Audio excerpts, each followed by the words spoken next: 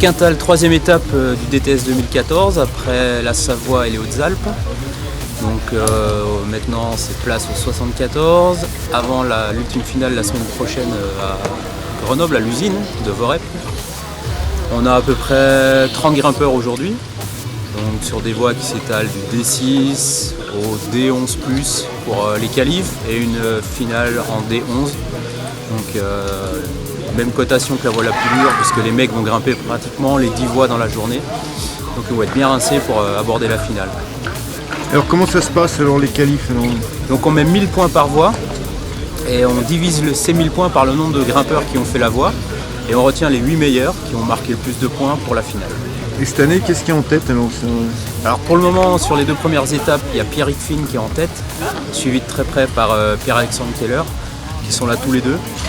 Et ensuite on a toute une troupe de 6 à 7 grimpeurs qui l'étalonnent de près. Il faut savoir que le premier marque 8 points, le 8e marque 1 point. Donc il suffit de se rater sur une manche pour pouvoir perdre le classement général du DTS. Et le site de Quintal, sinon, mis à part la compète, c'est un site... Qu'est-ce qu'on peut dire sur ce site?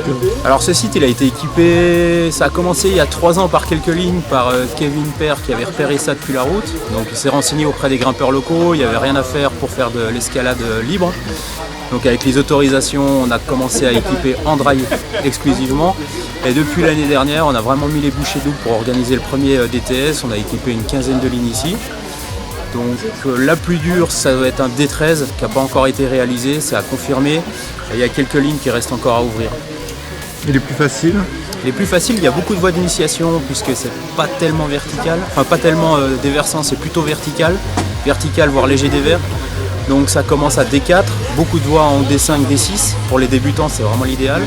Et ensuite, on va vraiment plus sur des voies de D8 à D11, D11+, peut-être 6 à 8 voies dans ce niveau-là.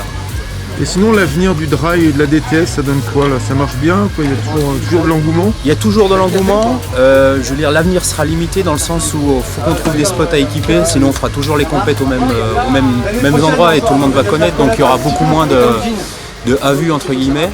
Donc le plus dur c'est de repérer les falaises à équiper, on va dire en début d'année ou au milieu de l'année, pour pouvoir aller équiper ces voies, enfin ces falaises, et c'est vraiment destiné à ça.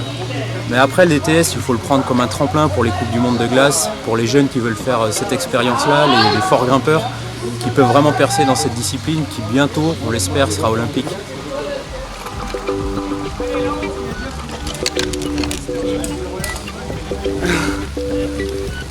Voilà, on en a combien là? On en a 11? Ouais. 11 en finale. Ok, d'accord. 8.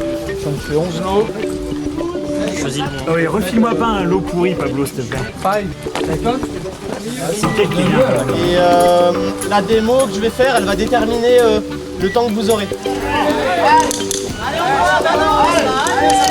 Allez, gars!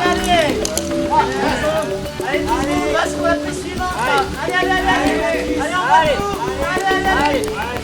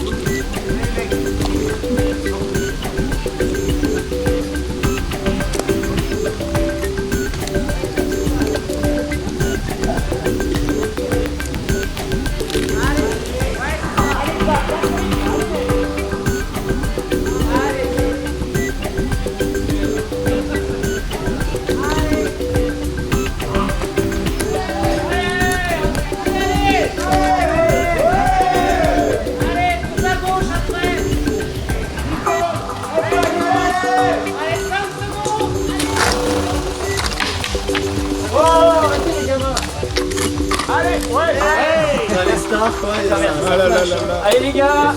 Ouais.